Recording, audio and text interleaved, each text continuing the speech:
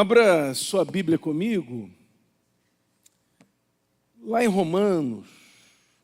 Gente, há tempos, momentos na vida da gente, que alguns pedaços, livros, cartas da Palavra de Deus, tanto do Antigo como do Novo Testamento, se tornam como que companheiros de caminhada. E nestes tempos eu tenho caminhado com Romanos, essa carta maravilhosa, onde do início ao fim o apóstolo Paulo trata sobre a justificação pela fé e pela fé somente. E é uma carta maravilhosa, que a gente lê, relê, e o Senhor fala conosco de uma forma poderosa. Pela manhã, preguei em Romanos 6, de 1 a 23, sobre as mudanças que ocorrem na nossa vida, no nosso coração, quando em Cristo nos tornamos homens e mulheres nascidos de novo, novas criaturas e que vivem em novidade de vida. E a gente aprendeu um pouco sobre essas mudanças. A mudança no senhorio. Nosso Senhor não é mais o pecado, mas é Jesus Cristo. Aprendemos sobre a mudança na adoração. Não adoramos mais ao pecado, mas adoramos a Jesus Cristo e apenas a Jesus Cristo. Mudança na nossa identidade. Éramos escravos do pecado, mas agora somos servos de Deus, uma vez que do pecado fomos libertos. Mudança na semeadura e na colheita, porque quando escravos do pecado, semeávamos e colhíamos coisas das quais a gente agora se envergonha. Mas agora, em Cristo, semeamos e colhemos, não coisas cujo fim é a morte, mas coisas que apontam, direcionam e culminam em vida. Bendito é o nome do Senhor. E houve mudança também no destino. Íamos para o inferno, mas por causa de Jesus vamos para o céu. Foi muito bom. Fui edificado. Hoje, agora à noite, a gente vai continuar em Romanos, mas eu quero te convidar para Romanos 5.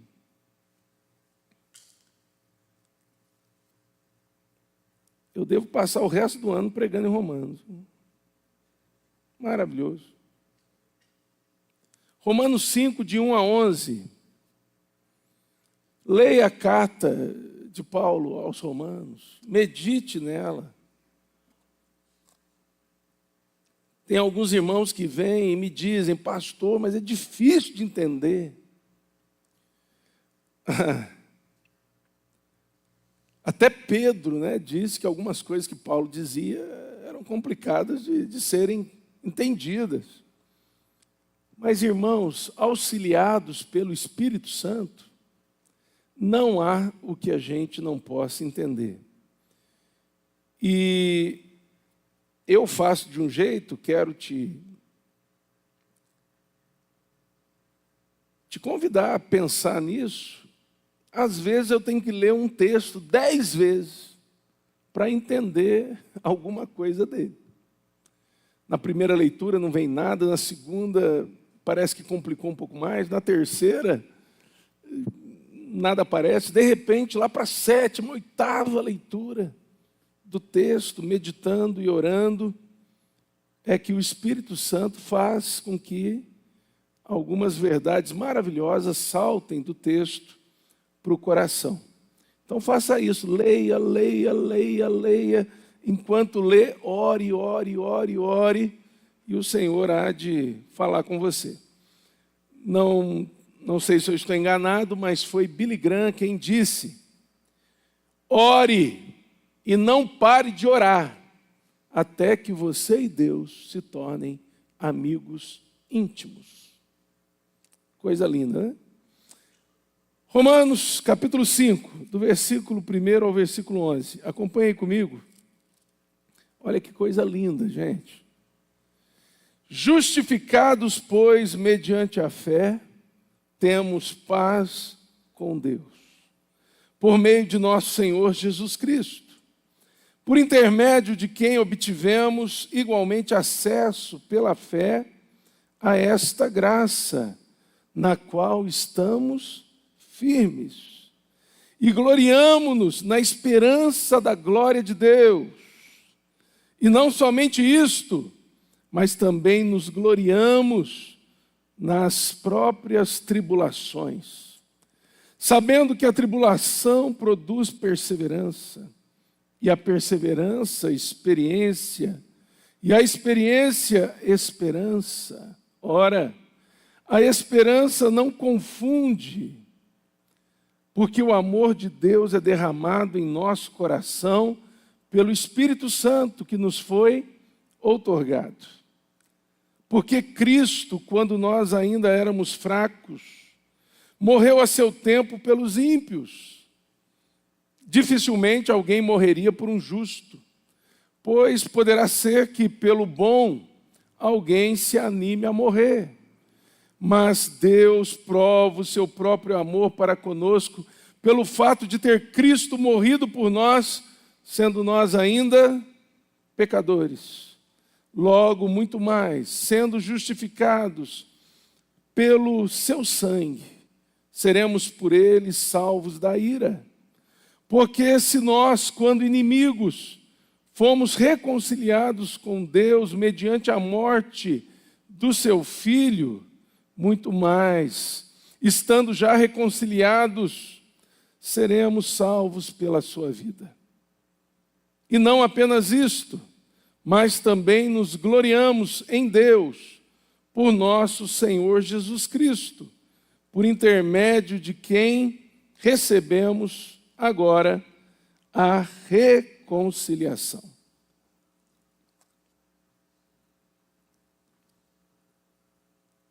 O texto começa e termina falando sobre reconciliação. Às vezes a gente passa muito rápido pelo texto, nas nossas leituras, e não paramos para pensar o que significa aquilo que nós estamos lendo na palavra do Senhor. Perceba que no versículo 1, diz assim: justificados, pois, mediante a fé, temos paz com Deus. Antes de sermos justificados mediante a fé, não tínhamos paz com Deus. Mas, uma vez que fomos justificados pela fé, temos então paz com Deus. Mas o que significa isso?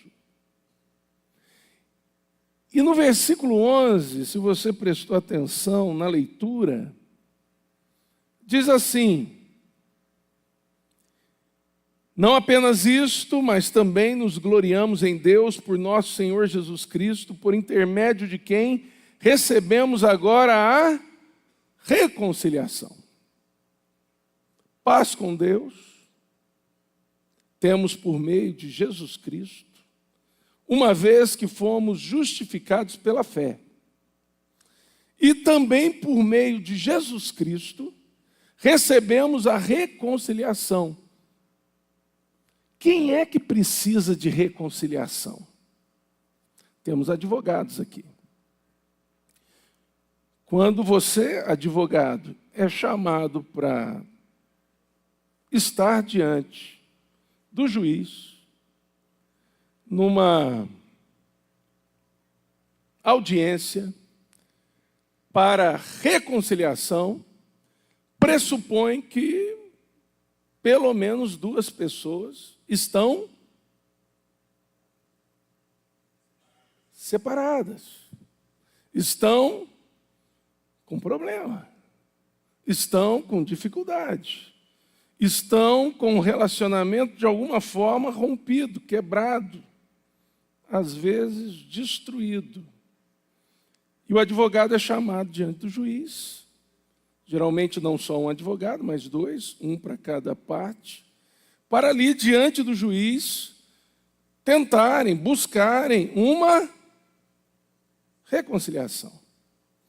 Pois bem, quando a Bíblia fala de reconciliação, a verdade é a mesma.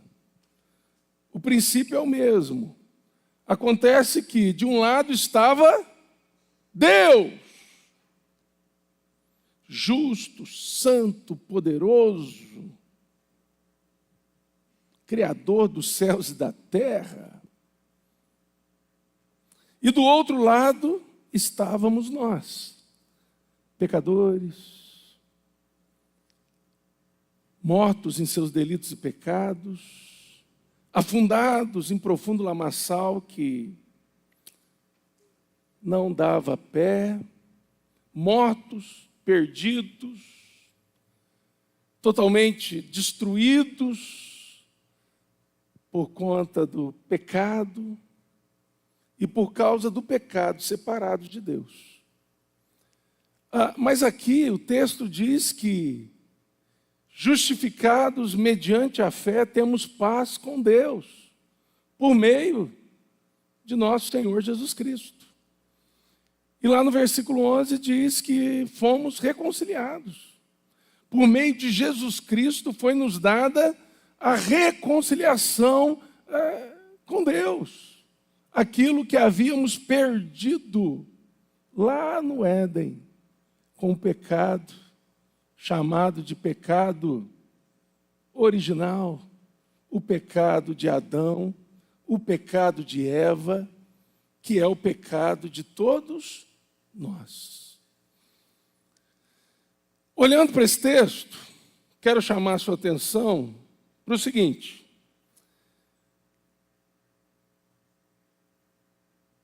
nós, por nós mesmos, poderíamos obter tal reconciliação? Não. Porque só haveria uma forma. Se nós, pecadores, injustos, desonestos, bagunçados e bagunceiros, nos tornássemos justos. Mas, para nos tornarmos justos, irmãos, teríamos que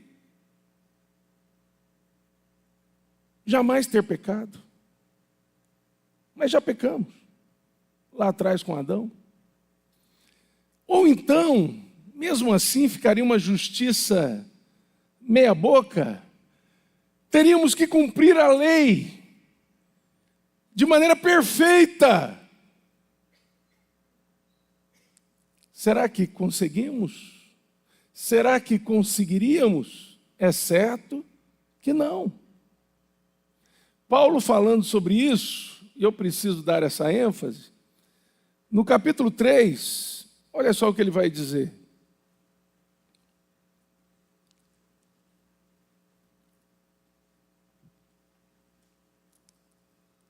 Capítulo 3, versículo 9. Que se conclui: temos nós qualquer vantagem? Ele está se referindo aos judeus. Não, de forma nenhuma, diz ele.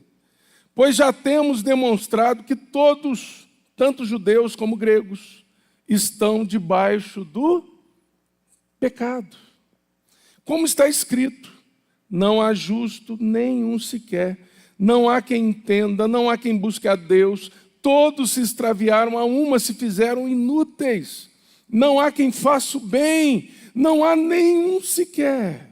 A garganta deles é sepulcro aberto, com a língua urdem engano, veneno de víbora está nos seus lábios, a boca deles, eles a têm cheia de maldição e de amargura, são seus pés velozes para derramar sangue, nos seus caminhos há destruição e miséria. Desconheceram o caminho da paz, não há temor de Deus diante dos seus olhos. Escapa alguém desse quadro? Não. Não escapa ninguém. Como então obter uma justiça que possa estabelecer uma ponte nesse abismo entre nós, pecadores, e um Deus santo? Capítulo 3 de Romanos, a partir do versículo 19, diz assim: ora, sabemos que tudo que a lei diz aos que vivem na lei, o diz para que se cale toda a boca, e todo mundo seja culpável perante Deus, porque pela lei ninguém vai ser justificado. Não dá, meu irmão, não escapa. Não tem jeito. Mas pastor, eu nunca matei. Mas pastor, eu nunca roubei. Já cobiçou no coração?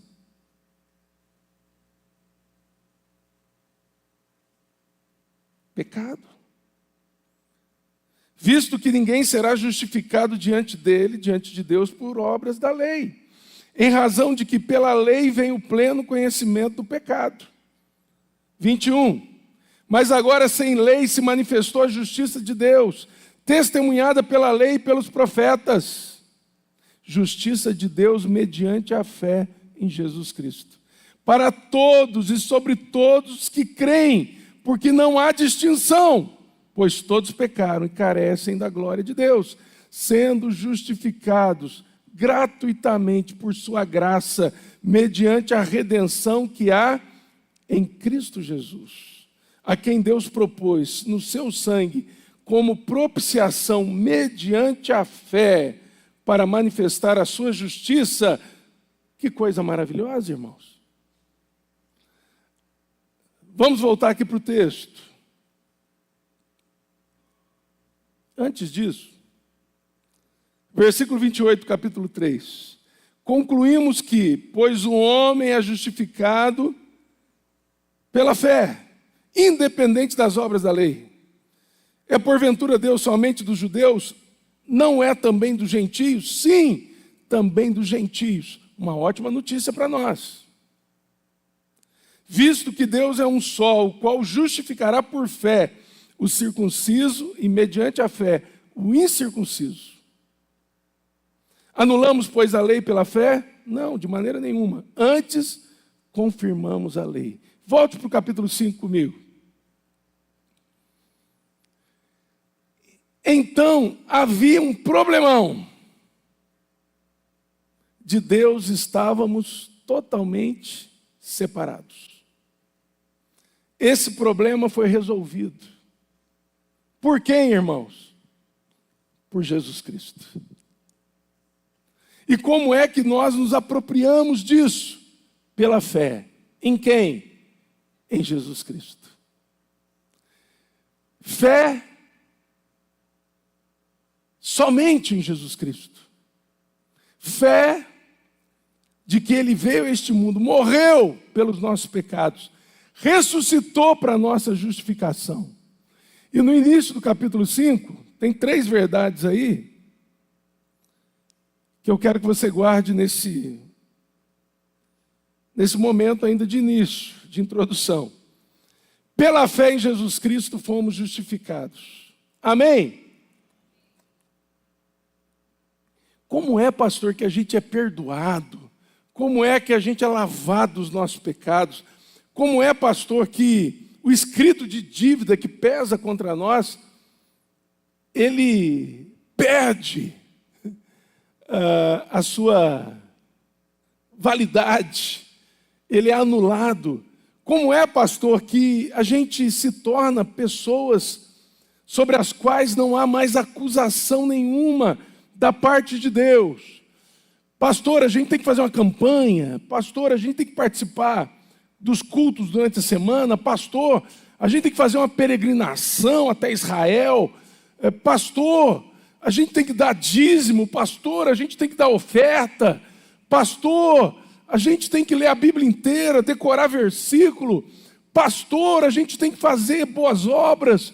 A gente tem que entregar a cesta básica. A gente tem que vestir o morador de rua. Pastor, a gente tem que doar sangue. Pastor, o que a gente tem que fazer? Meu irmão, nós temos que crer em Jesus Cristo como Senhor. Crer que Ele morreu pelos nossos pecados e ressuscitou para a nossa justificação. Toda e qualquer boa obra que viermos a fazer, não é para sermos justificados, salvos, mas é porque fomos justificados e salvos, mediante a fé em Jesus Cristo. Tem um monte de crente que vive nas igrejas pensando que tem que fazer alguma coisa para ser justificado por Deus. Meu irmão, para. Tudo que nós fazemos é em resposta, grata resposta, àquilo que nós já recebemos, porque cremos. Amém? O texto também diz aqui no início, que temos paz com Deus por meio de nosso Senhor Jesus Cristo. Uma vez que essa justificação nos foi dada, e o que isso significa? Jesus morreu, ressuscitou, e Ele colocou a sua justiça sobre todo aquele que nele crê. Então, quando a gente olha para esse fato bendito de que fomos reconciliados com Deus, nós nunca podemos nos esquecer que entre nós e Deus está a pessoa e obra de Jesus Cristo, o Filho de Deus. Por isso que a gente não tem mais guerra, nem de Deus para conosco e nem nossa para com Deus, mas temos paz. E olha só, versículo 1 aí. Justificados, pois, mediante a fé, temos paz com Deus, por meio de nosso Senhor Jesus Cristo. Irmãos, a gente trata de maneira muito até leviana essa verdade. Este é um dos versículos mais lindos e maravilhosos da Bíblia. Porque o maior problema que a humanidade tem, que nós também tínhamos, era a separação entre nós e o nosso Deus. E Jesus veio e resolveu.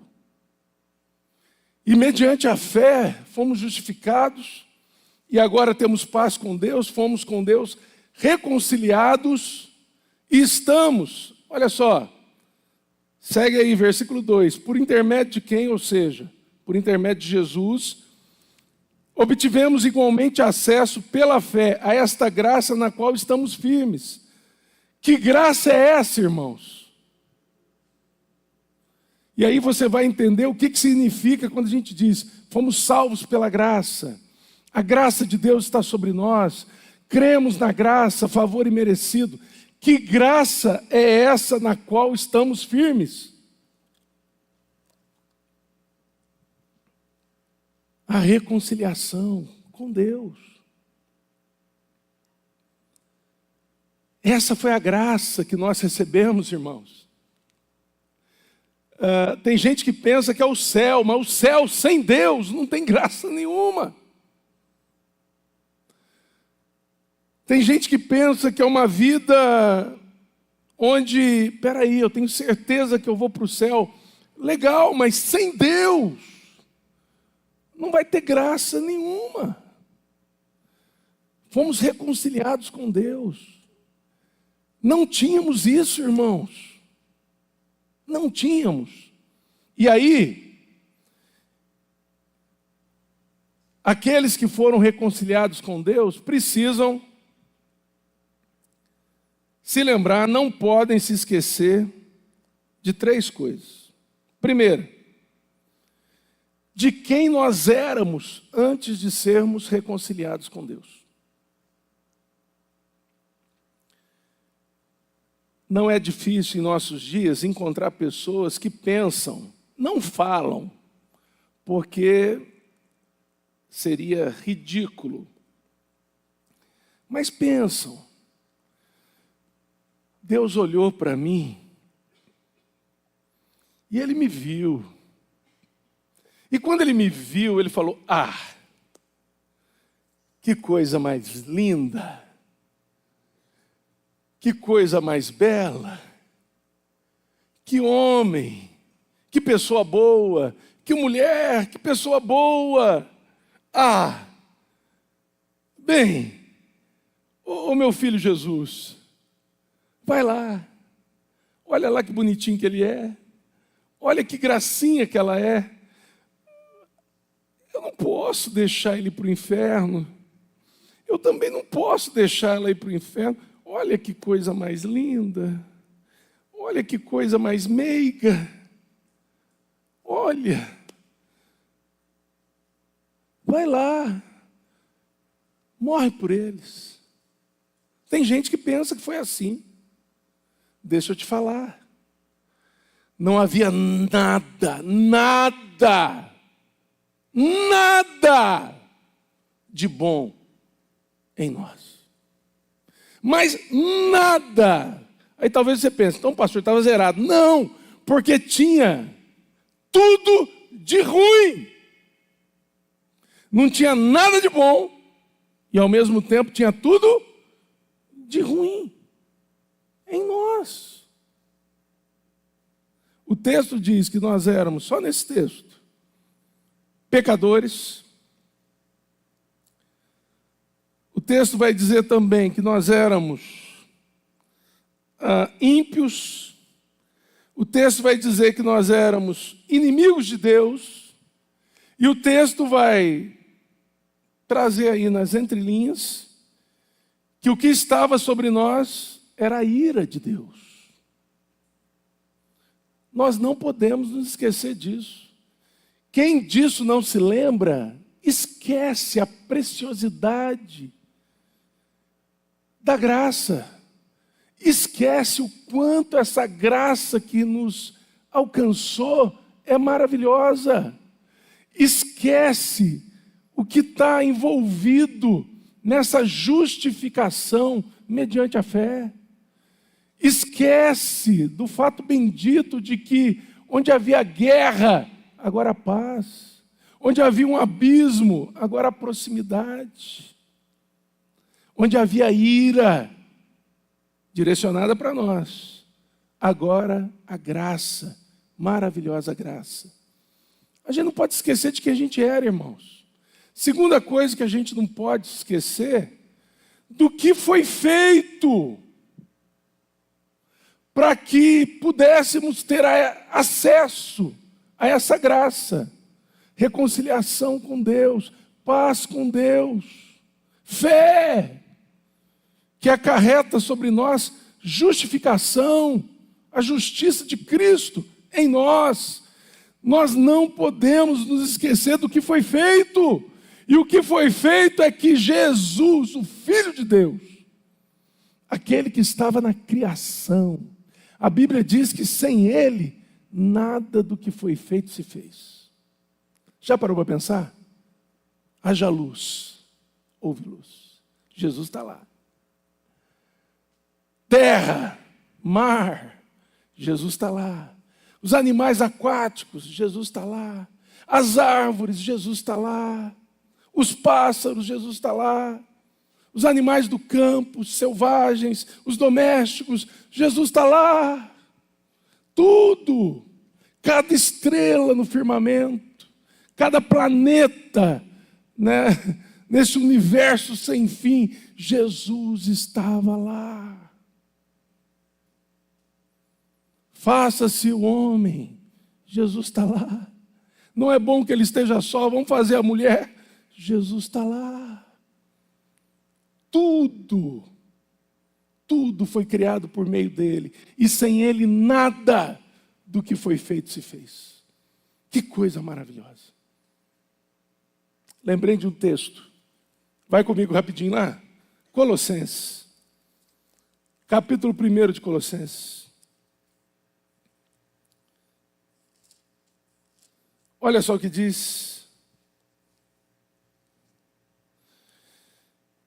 Ele nos libertou do império das trevas e nos transportou para o reino do Filho do seu amor, no qual temos a redenção, a remissão dos pecados. Aí vai falar sobre Jesus.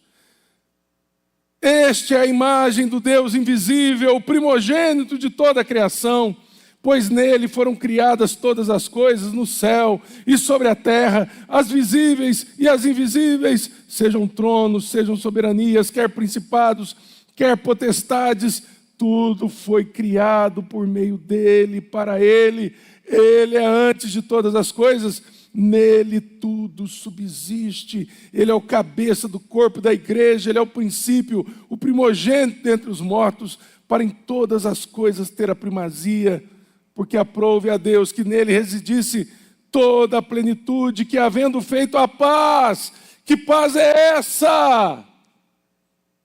A nossa paz com Deus. Tendo feito a paz, versículo, me ajudem, irmãos. Qual que é? Isso, 20, que havendo feito a paz, pelo sangue da sua cruz, por meio dele, reconciliar-se consigo mesmo todas as coisas, quer sobre a terra, quer nos céus, e a vós outros também, que outrora erais estranhos e inimigos no entendimento, pelas vossas obras malignas, agora, porém, vos reconciliou no corpo da sua carne, mediante a sua morte, para apresentar-vos perante ele, santos, inculpáveis e irrepreensíveis, se é que permaneceis na fé, alicerçados e firmes, não vos deixando afastar da esperança do evangelho, que ouviste que foi pregado a toda criatura, debaixo do céu, e do qual eu, Paulo, me tornei ministro. Esse Cristo foi crucificado.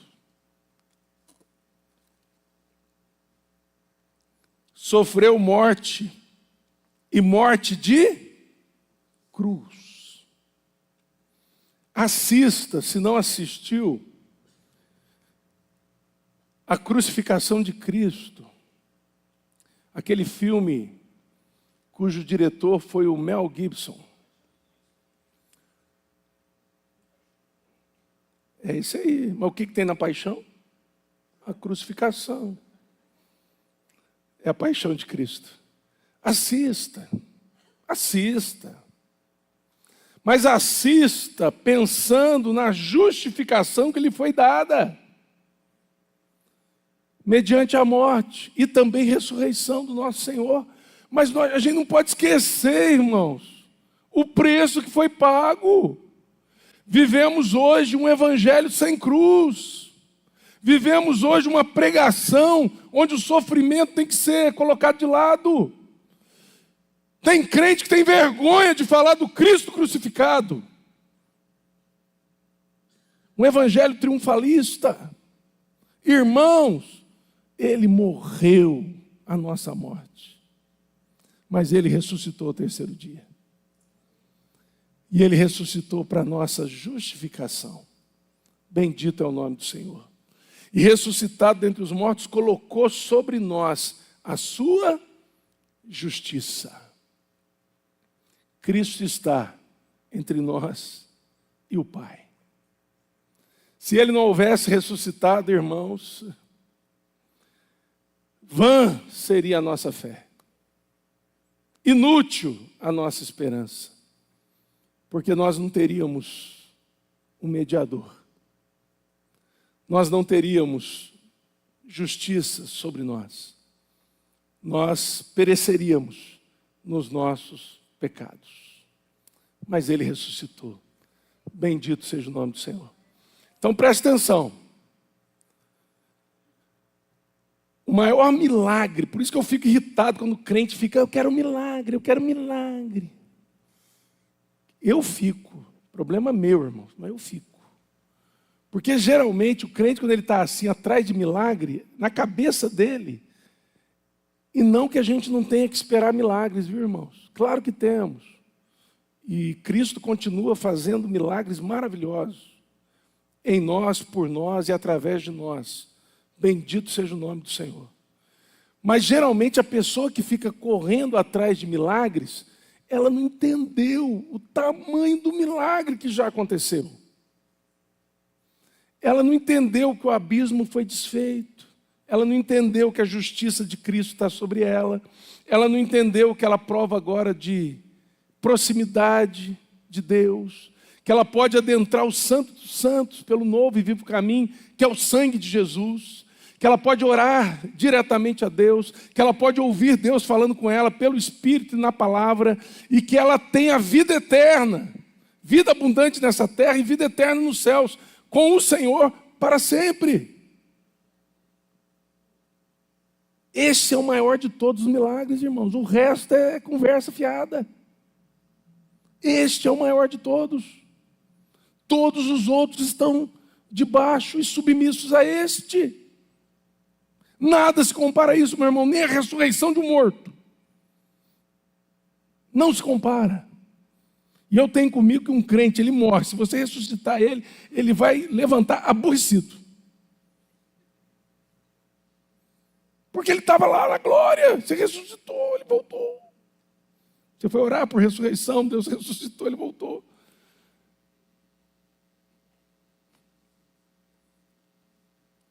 Fomos justificados. Mas não podemos esquecer o que precisou acontecer. Quem nós éramos antes. Porque tem crente que parece que tem uma amnésia, sabe? Parece que eu sempre fui muito crente. Não foi, meu irmão. Você nasceu em pecado. Pastor, mas eu cresci na igreja, pecador. Pastor, mas eu sempre fui ali, ensinado no caminho do Senhor. Meu irmão, mas não quer dizer que já estava no caminho. Todos têm que provar de novo o nascimento, irmãos. Todos, não há um justo sequer, tem que provar de reconciliação com Deus, mediante a fé em Jesus Cristo, nosso Senhor. Todos têm que ter acesso a essa graça que antes não tínhamos, mas na qual passamos a estar firmes. Então a primeira coisa que eu disse é: não podemos nos esquecer quem nós éramos, não podemos nos esquecer de como essa reconciliação nos foi dada, e não podemos nos esquecer de quem nos tornamos. Porque, uma vez reconciliados com Deus, não somos mais os mesmos. E aqui, Paulo fala sobre isso no capítulo 6, que eu preguei pela manhã, quando ele diz: éramos escravos do pecado, mas uma vez libertos, fomos transformados em servos de Deus. Mas eu quero chamar aqui o texto lá de 2 Coríntios, vai lá comigo, capítulo 5,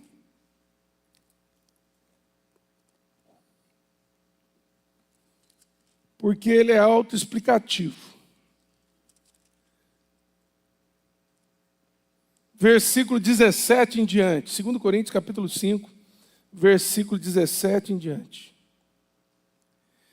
E assim, Se alguém está em Cristo, é nova criatura. As coisas antigas já passaram, eis que se fizeram novas. A gente gosta desse versículo, né?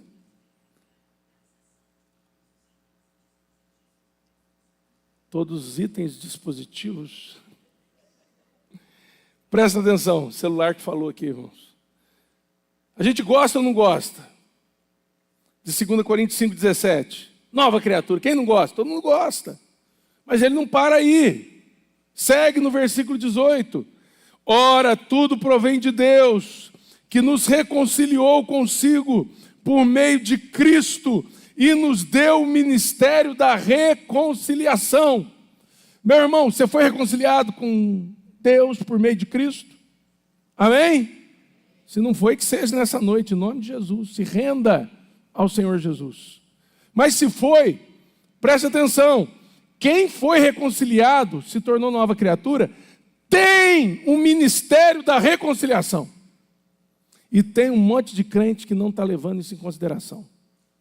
Foi reconciliado, cruzou os braços, cruzou as pernas e não faz mais nada. Se você foi reconciliado e está vivinho aqui, ó. Dá uma respirada aí. Respira, meu irmão. Está vivo? Você tem um ministério. O nome desse ministério, segundo a Bíblia, é o ministério da reconciliação. Foi reconciliado, já ganhou um ministério. Porque tem crente que fala, eu não tenho ministério na igreja, eu não participo, eu não faço, eu não sei qual que é o meu dom. Meu irmão, todo aquele que foi reconciliado com Deus tem o ministério da reconciliação. Segue o texto aí. Olha lá, versículo 19. A saber que Deus estava em Cristo reconciliando consigo o mundo, não imputando aos homens as suas transgressões, e nos confiou a palavra da reconciliação. A palavra de Deus, o evangelho que está nesta palavra, a boa nova da reconciliação dos homens com Deus, nos foi confiada. Ah, mas não é para o pastor só, mas não é só para o missionário, para os presbíteros, professor de escola dominical. Ah, mas não é para os gideões internacionais. Não, é para todo crente que foi reconciliado com Deus. Se você foi reconciliado com Deus, se era um pecador miserável, eu também. Cristo veio e morreu por você, por mim, ressuscitou ao terceiro dia, colocou a sua justiça sobre nós. E agora nós temos o ministério da reconciliação. A palavra da reconciliação nos foi confiada. E o que a gente tem que fazer? Segue o texto. De sorte que somos embaixadores em nome de Cristo, como se Deus exortasse por nosso intermédio. Em nome de Cristo, pois rogamos que vos reconcilies com Deus. Meu irmão, nós temos que pregar essa palavra a tempo e fora de tempo. Para as pessoas à nossa volta, para as pessoas com quem encontramos. Surgiu uma oportunidade, meu irmão, não é falar de futebol, é falar de Cristo. Surgiu uma oportunidade, não é enxergar os problemas, mas é se lembrar do chamado que tem e pregar Cristo. Porque esse ministério é nosso, irmãos. Não foi dado a outras pessoas, mas apenas aqueles que foram reconciliados. Mediante a fé em Cristo Jesus, nosso Senhor. E por Jesus tiveram acesso a essa graça na qual estamos firmes. Essa graça da reconciliação. Só que, peraí, nós éramos pecadores, não somos mais, perdidos. Cristo morreu por nós, foi o que aconteceu, Ele ressuscitou para que nós pudéssemos ser justificados. Glória a Deus! E agora nós somos o que então? Nós somos embaixadores de Deus nessa terra, irmãos. Aqui. E deixa eu falar uma coisa com muita graça, com muito amor, mas com muita seriedade.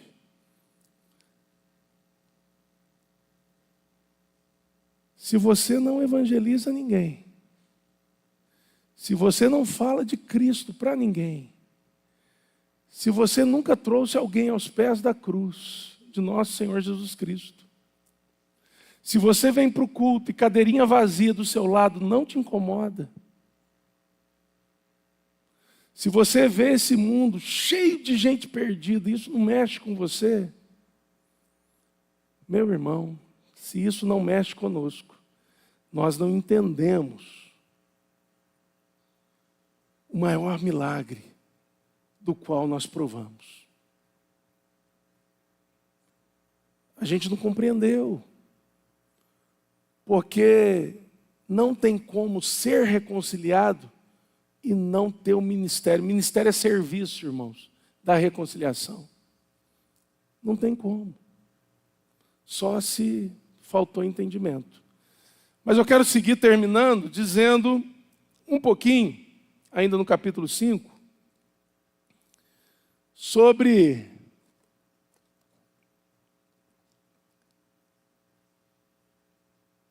o que essa reconciliação nos traz. Primeiro, o privilégio de podermos exultar de alegria em toda e qualquer situação. Nós somos limitados e falhos. E nós podemos passar por momentos onde a gente possa ser balançado. Mas a partir do momento que nós voltamos os nossos olhos para o fato de termos sido, por meio de Cristo, reconciliados com Deus, meu irmão, mas nada pode roubar mais a nossa alegria. Nada pode roubar mais o privilégio da gente poder exultar, ou como diz Paulo, se gloriar. Nada pode roubar isso. Pastor, mas se você morrer, meu irmão, estou na glória, você também. E aqui a gente não sabe quem vai primeiro. Nem a morte, nem a vida. Nada pode nos separar do amor de Deus. E Paulo vai dizer aqui, preste atenção comigo, versículo 3, finalzinho do versículo 2. E gloriamo-nos na esperança da glória de Deus. Se eu fui reconciliado com Ele, Paulo tinha isso. Eu exulto aqui porque eu sei que um dia eu vou estar com Ele. Aquele que me chamou, aquele que me predestinou, aquele que me justificou, como está lá em Romanos 8, na mesma carta, Ele também vai me glorificar junto com Ele. E Paulo, então, ele olha para o horizonte e ele diz assim, não tenho medo de morrer. E não tinha mesmo, irmãos. E Paulo quase morria todo dia. Diferente da gente, né? A gente só quase morre de vez em quando. Estou vendo o Douglas e a Andréia aqui. Ano passado quase morreram. O Douglas 2 vezes. Mas Paulo não, Paulo era constante, mas ele diz, eu me glorio na esperança da glória de Deus, porque eu estou reconciliado com Ele. Quando eu chegar lá, Ele não vai dizer para mim assim, não vos conheço, afastai-vos de mim. Não, Ele vai dizer para mim, vinde benditos do meu Pai, entrem no gozo eterno. Coisa maravilhosa. Mas Paulo também vai dizer que ele se gloria nas tribulações. Está aí, versículo 3. E ele ainda coloca assim, e não somente isto, mas também nos gloriamos nas próprias tribulações. O que é tribulação? É problema. O que é tribulação, pastor? É aflição. O que é tribulação, pastor? É circunstância adversa. O que é tribulação, pastor? É enfermidade. O que é tribulação, pastor? É falta de dinheiro. O que é tribulação, pastor? É desemprego. O que mais, pastor? É tudo que você pode pensar de problema e colocar aí dentro desse quadro, pode ser visto como tribulação. E Paulo está dizendo, Eu exulto nas tribulações, porque eu estou reconciliado com Deus. Eu fui justificado mediante a fé. Eu tenho paz com Deus. E eu estou firme nessa graça. E dela ninguém, nada pode me remover. Eu estou reconciliado com Deus para sempre, por toda a eternidade. Então, estou aqui me gloriando na esperança da glória de Deus, mas também estou me gloriando nas tribulações. Ô, gente, encontrar com Paulo, falar: ei, Paulo, tudo bem? Tudo bem. Hoje foram só 39 açoites. Paulo, tudo bem? Tudo bem. Era para ter levado uma pedrada a mais, mas o cara é ruim de mira, errou. Então só tomei 30. Ô Paulo, tudo bem? Tudo bem. Ontem tivemos uma experiência linda, quero testemunhar para a igreja. Estávamos eu e Silas presos, fomos açoitados por pregar o evangelho, expulsar o demônio de uma moça. E aí a gente lá louvando a Deus, meia-noite, orando e cantando louvores a Deus. Aí vem um terremoto. E a gente ainda ganhou a família do carcereiro inteiro para Jesus. A família inteira para Jesus.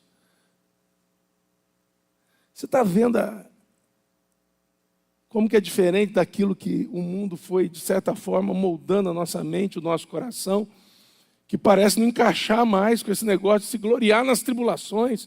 Mas, meu irmão, se você foi reconciliado com Deus, deixa eu te falar, a coisa mais difícil que pode acontecer, mais difícil, na minha opinião, é perder gente querida e morrer também. Hã? São as duas coisas mais difíceis. Perder gente mais próxima, amada, e também morrer. Agora, nas duas coisas, tem Deus. Porque, meu irmão, a única pessoa que leva um crente daqui para lá é Deus. Não é enfermidade, não é acidente, é Deus, meu irmão. Amém? E a gente sabe. Se a pessoa querida que foi, partiu, é crente, está com Jesus, louvado seja o Senhor. E quando a gente morrer também, a gente vai estar com Jesus, louvado seja o Senhor. O que então pode ser empecilho para a gente exultar na presença de Deus? E Paulo depois vai dizer também: exulta em Deus, por Jesus Cristo, está lá no finalzinho, no capítulo 11, por causa da reconciliação que Ele nos deu. Crente que entende o tamanho do milagre, exulta, meu irmão, se alegra, se regozija em toda e qualquer situação. Estou dizendo que é fácil, não. Às vezes a gente vai estar até murmurando, reclamando, mas se a gente se voltar para as Escrituras e o Espírito Santo trabalhar o nosso coração enquanto a palavra fala, irmãos, a gente vai se alegrar. A gente vai exultar. A gente pode até sofrer, mas não como aqueles que não têm esperança. Segunda coisa de quem foi reconciliado com Deus, segunda coisa que nós temos, que nos é dada, o processo de Deus não pode ser impedido por nada, irmãos. Porque às vezes a gente pensa que Deus está querendo fazer só coisas através de nós. Tem isso, mas Ele quer principalmente fazer coisas em nós. E aí preste atenção. Paulo diz: eu me glorio nas tribulações, nas próprias tribulações, e ele vai dizer assim, o porquê? Sabendo que a tribulação produz perseverança. Quem quer ser mais perseverante aqui, levanta a mão. Tribulação, meu irmão. Deus te dê a medida certa. Ué, está aqui, meu irmão. Você quer ser perseverante chupando sorvete? Ah, eu vou para a churrascaria. Ah, eu vou para férias na praia. Não, perseverança envolve tribulação. Que produz experiência. Tem uma tradução que eu gosto mais, que é caráter provado. Porque, meu irmão, passou pela tribulação, está perseverando. O caráter vai sendo provado. Você vai sendo moldado por Deus, que produz esperança. Está entendendo que tem um processo? E aí a gente olha às vezes para a tribulação e fala: negócio do capeta. Capeta nada, é Deus que está fazendo. Ah, mas esse negócio... Deus trabalhando na sua vida, na minha vida, na nossa vida. E bendito seja o nome do Senhor por isso. Quando a gente está reconciliado com Deus, meu irmão, a gente sabe que tudo na nossa vida acontece debaixo da soberania de Deus. E como é difícil para a gente entender isso, porque, como eu já disse, é pregado para nós um evangelho tão triunfalista, aí nas redes sociais, o evangelho coach, o evangelho da prosperidade e assim por diante, que a gente... Pastor Jonatas pregou aqui na semana passada, teve uma hora que ele estava cantando uma música, Sabor de Mel, acho que é isso, Minha Vitória, não é? Tem sabor de mel, não é isso? Mas ele fez assim, dando um exemplo negativo, teve gente que gritou amém.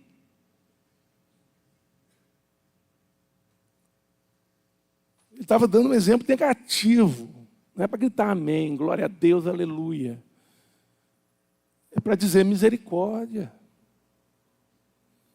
Mas é o que nos é ensinado. E a gente vai abraçando isso, irmãos.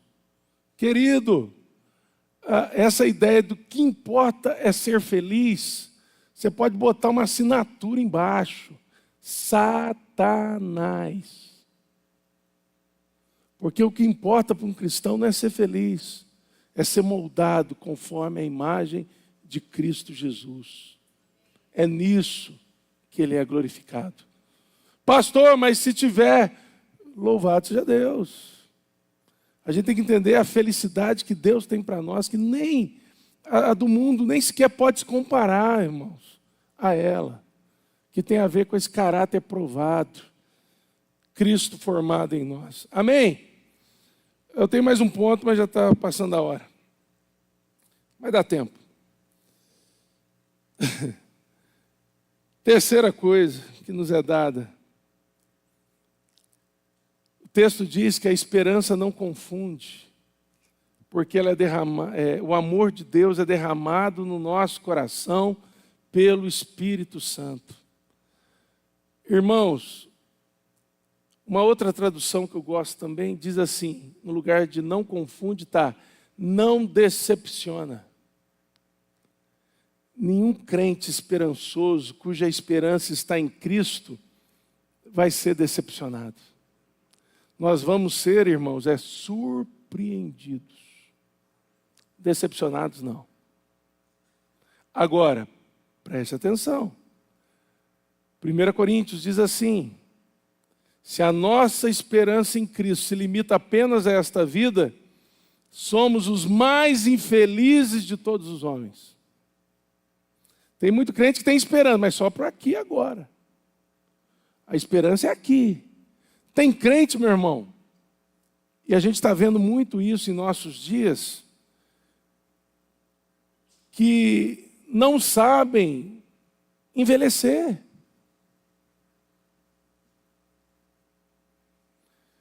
Muito crente na velhice deprimido, porque só enxerga o aqui e agora. E na velhice, o aqui e agora, embora a Bíblia diga que nós vamos florescer e dar frutos, louvado seja o Senhor. Mas a Bíblia também diz que é enfado e canseira. Mas a gente não pode pensar só no aqui e agora, meu irmão. A gente tem que pensar que a gente está indo para o céu. Estou ficando velho, está mais perto do céu, meu irmão.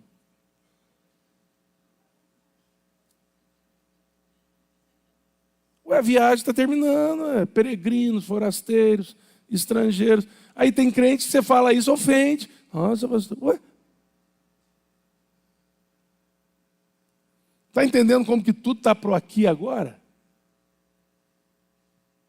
Mas a gente vai. Aí os mais jovenzinhos dizem, estou longe. Meu irmão, não tem isso não.